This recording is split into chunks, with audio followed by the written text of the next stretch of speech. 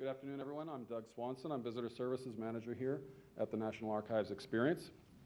I'd like to welcome you all and our good friends at C-SPAN to this special Constitution Day program. Let's see. Today, the National Archives is celebrating the 224th birthday of the United States Constitution with an author talk on James Madison, who was father of the Constitution. We are honored today to have as our special guest speaker the preeminent historian and senior editor for National Review, Richard Brookhiser. Mr. Brookhiser has been writing about politicians living and dead for most of his life. His first article on anti-war protests in his high school was a cover story in National Review in 1970, when he was 15 years of age. He went to work for the magazine full-time in 1977 and has been there ever since. In 1987, he began writing a column for the New York Observer and has written for many other magazines from the Atlantic Monthly to Cosmopolitan, covering everything from the fall of communism to Monica Lewinsky. For a short time, he wrote speeches for Vice President George H.W. Bush, and in 2008, President George W. Bush awarded him the National Humanities Medal in a White House ceremony.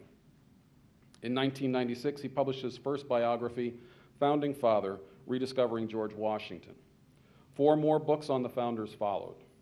He also wrote and hosted 2 films, Rediscovering George Washington and Rediscovering Alexander Hamilton, both by Michael Pack and broadcast on PBS. In 2004 and 2005, Mr. Brookhiser was historian curator of Alexander Hamilton, the Man Who Made Modern America, which was an exhibit at the New York Historical Society. In 2005, he received an honorary doctorate degree from Washington College. Please join me in welcoming Richard Brookhiser to the National Archives.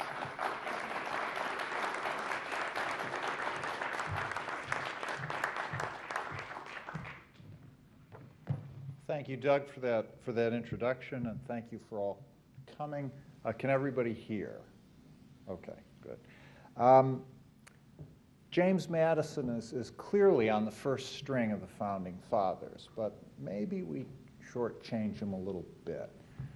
I'm sure everyone in this room is carrying pictures of Washington and Jefferson, because you have dollar bills or quarters or nickels. And probably a fair number have Alexander Hamilton pictures, because you will have $10 bills. Are there any high rollers with Ben Franklin on the 100? But I promise you, no one has Madison's bill. They gave him the $5,000 bill, between Grover Cleveland on the 1,000 and Salmon P. Chase on the 10,000. So that's not very good placement.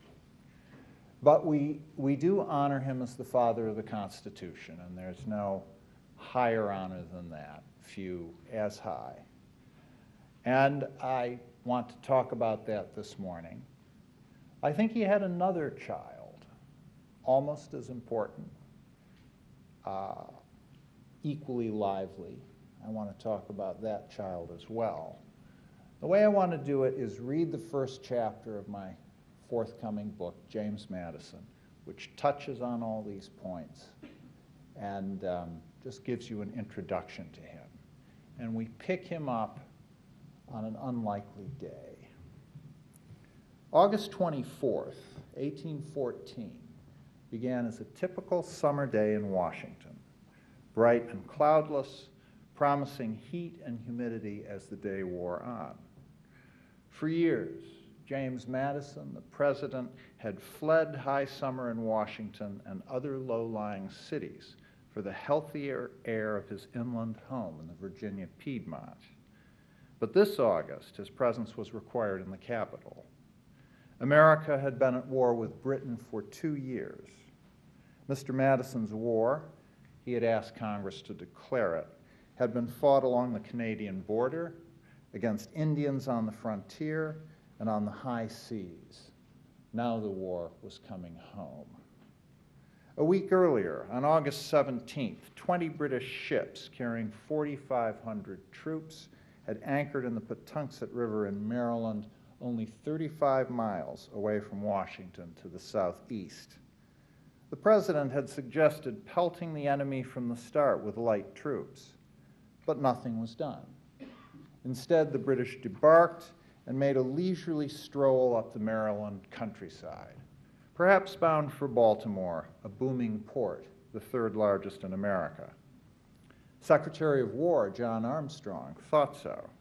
They would certainly not come to Washington, he said.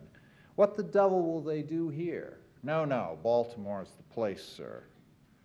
But now the British had made a left turn. Just hours earlier, at midnight, the president had gotten a note from the field. The enemy are in full march for Washington. Destroy the bridges, remove the records. When James Madison had been a congressman, a quarter century earlier, he had helped move the nation's capital from New York to an undeveloped site on the Potomac. The new capital was still hardly more than a small town, stretching from Rock Creek in the west to Capitol Hill in the east, a ragged arc decorated by a few incongruous public buildings, as if built by ancients or aliens. In the midst of it stood the White House. Madison was the third president to have lived there. John Adams, whom Madison scorned, had spent the dismal last days of his administration in a shell inside a construction site.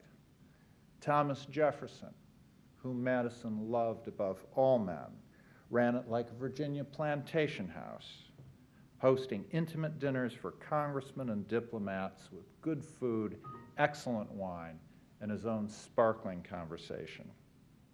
Madison's White House was grander yet, thanks to his wife Dolly, who brightened it with banquets and soirees, red velvet curtains, and green gilt-edged china, a piano, and a macaw.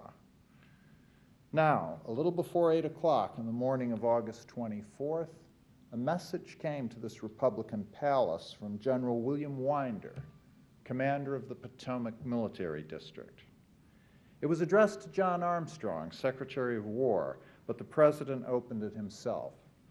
The general wanted advice as fast as possible. Madison mounted his horse and left the White House for Winder's headquarters at the Navy Yard. The Navy Yard was a mile south of town, on the eastern branch of the Potomac, now called the Anacostia River.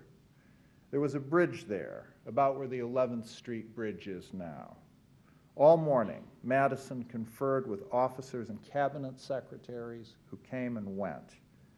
The three most important represented all the types that a president typically finds about him in moments of crisis.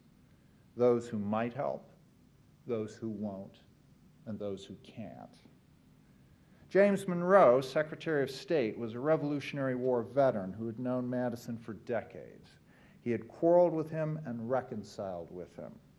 He was the man who had sent the midnight warning about the British march on the Capitol, and he had thrown himself into the effort to defend it. He had talent and energy and had decided to serve Madison.